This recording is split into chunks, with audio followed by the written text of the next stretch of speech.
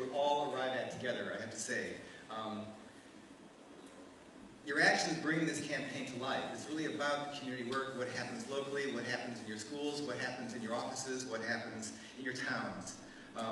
Advocates, survivors, civic leaders, students, teachers, fathers, coaches, allies, all. We all have a role to play, and this campaign's work is to highlight those roles, so you all know the power individually that we have and collectively together. I'm delighted to be here with you. I especially want to appreciate the youth that are here today. You can measure how young youth is or how old youth is by your own definition, but there's a crowd here today, and I really appreciate those of you that are here. And I have some shout-out cards that I will be reading from as the program progresses to identify some folks here, but you may not know exactly why you're here. Someone may have brought you here, but you will have an experience in store for you today, one I expect to be thoughtful, inspiring, and entertaining at the same time. I'm delighted that you're all to be here with you. So my job is the Men's Initiative Coordinator for the Jane Doe Inc. and to coordinate and direct the White Ribbon Day campaign. Today is White Ribbon Day for Massachusetts. Woo. And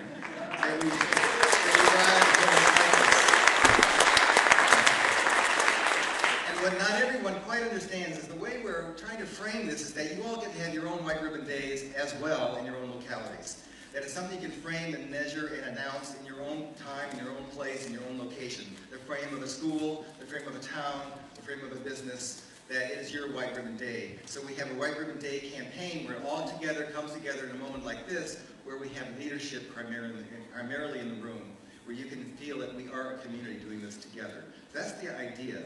It's set now for the first Thursday in March. Maybe it's the first snow of the year that we'll get to call it from now on. But it is the first Thursday in March. Next year will be March 6th. It's going to progress that direction, I think. March is also Women's History Month, I want to mention. And tomorrow is March 8th, which is International Women's Day every year. There's events, this past week, there's events tomorrow, there will be events around that day that have been for years and years, way before our campaign started.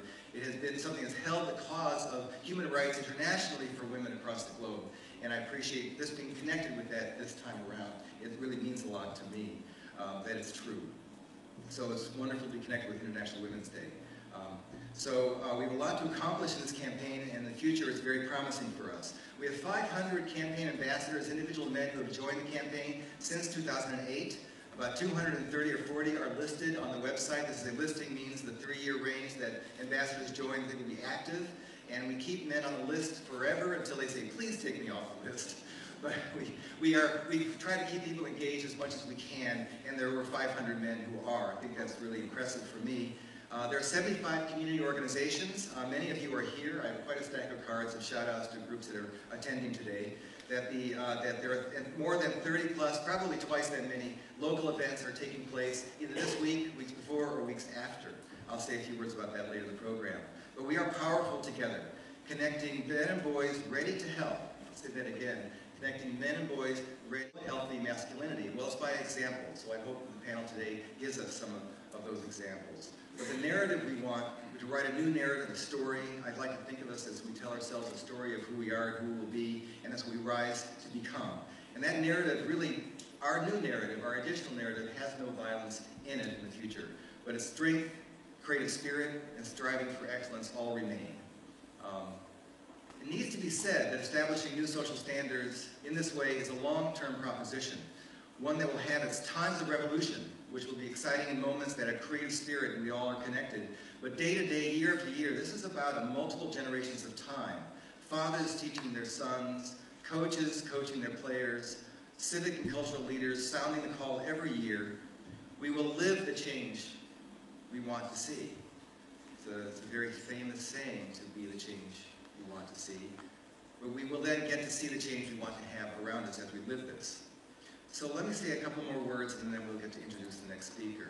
I want to say a word about the artists in our world. Some of you probably are artists. Some of you probably do some of that work. And we want to extend a vision and an invitation to artists among our midst. We need your expressions about what we are here for today. What's the inspiration? If you're a poet, we need your poetry about this. If you're a musician, we need your music and your song about this. If you're a visual artist, we need to see your expressions of our dream. This helps. This moves our culture along. Capture this feeling and give this voice to this passion and expression. So a challenge, I hope we see much of this as the future goes on. We can be very, very proud about what we express here together today, about positive manhood, a positive natural sense of masculinity's plural. Men are truly ready to help as fathers, sports coaches, business mentors, civic leaders, educators, marriage partners, as friends. In each and one of our roles, there's something we can do to help end male violence against women and promote healthy masculinity and end and change the nature of homophobia, which is one of the roots of our dynamic. So thank you for letting me give some welcoming comments. And now I have the distinct pleasure to introduce Commissioner Angelo McClain, to my far left. Commissioner McClain served as the White Ribbon Day co-chair last year with Paulo Pinto. Paulo's in the room. Paulo, shout out to Paulo. The two of you, we have to demonstrate some things together perhaps. We had a wonderful year with the two of you this past year. Paulo is the director of MAPS, Portuguese Alliance of Portuguese Speakers. They both continue to be active bystanders for the campaign and active ambassadors for the campaign. Commissioner McClain is always willing to listen to the needs of domestic violence programs that are funded through DCF. He's the commissioner of DCF, Department of Children and Families for the state, to the stories of victims and their children in need of services and support. We're delighted that Commissioner Angelo McClain is here with us today to represent the governor's administration.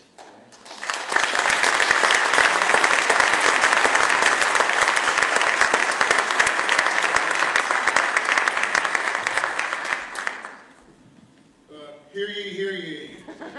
Come one, come all. I'm going to do a proclamation.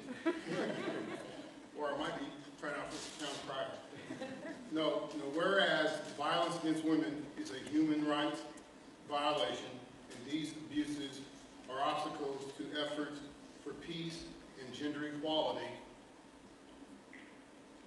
the Honorable Deval Patrick has proclaimed March 7, 2013 as White Ribbon Day, and he urges all of the citizens, when I say all, that means all of us, all the citizens of the Commonwealth to take cognizance of this event and to participate fittingly in its observance. What Governor Deval Patrick is asking us all to do is to do our part in ending violence against women, sexual assault and domestic violence. So I'm pleased to present to Jane Doe the Governor's Proclamation proclaiming March 7, 2013 as White Ribbon Day.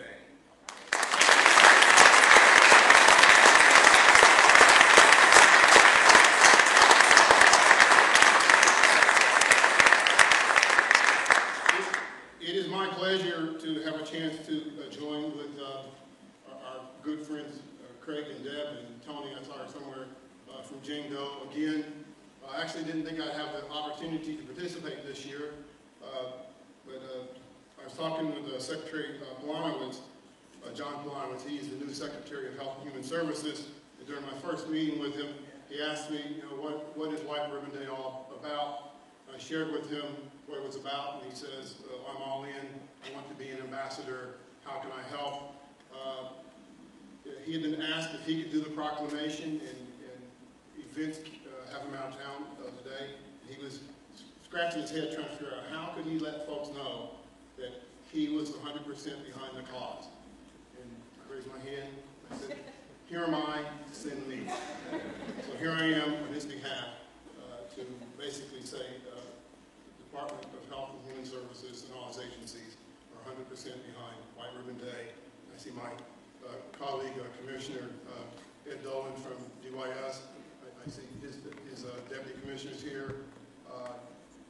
We're 100% behind this initiative. To this year's co-chairs, Jared Barrios and Dan Conley, I hope you guys are having as much fun with this campaign as Paul and I had last year. We really appreciate the leadership you guys are showing this year in urging men to help end violence against women. Thank you for that leadership. To end violence against women, I actually share with them a story. I won't share it with you guys now about one time I had the gall to stand up to two very large wrestlers and say you can't treat women with disrespect. And if you want to know the rest of the story, ask them. They can tell you the rest of the story. But the day represents a chance for us to come together to educate each other, to inspire each other, and to support each other in this initiative. And I thank everyone who's here today. I thank particularly the men who are stepping up as ambassadors. It's important. It's not necessarily an easy thing to do to find 5 men and say, would you take the pledge along with me? Would you wear the ribbon along with me? And thank you guys for doing that. And together we can. Together we can. Has anyone ever heard that before? Together we can. It's true. Together we can. Those of us in this room, those of us who want to end violence against women, together we can make a difference. When I was talking with the adolescents, Tanner said to me, or he said to the group, he says, you know, there's a ripple effect. And I said, you're right, Tanner, there is a ripple effect. Every good deed creates another good deed, it creates another good deed. Every time one of us steps up and says, enough is enough, we've added to that ripple that's going to get us to ending domestic violence against women. I want to end my remarks just by saying that I'm proud to be a member of the Patrick Murray administration. I'm proud to be the commissioner of the Department of Children and Families. And I'm proud to know that when the governor over the last 6 years, in tough economic times, has always made the right decisions when it comes to funding services, domestic violence, and services to help the homeless. And there's been many times when I myself, as commissioner, has put forth the proposal to maybe cut just a little bit of domestic violence services. He sent it back and said, no, these services are too important. Congratulations, keep the White Ribbon Day going. And I wear this ribbon a lot throughout the year. I have some interesting discussions. The other day I was at Burger King, believe it or not, or McDonald's, can't remember which. If my wife knew I was there, I'd be in trouble. But, and a man came up to me and asked me, what's the white ribbon? And I explained to him what it was, and he said, that is really cool. I really like that. So thank you, Jane Doe, for giving me the opportunity to stand tall and to say, enough is enough. I want to end violence against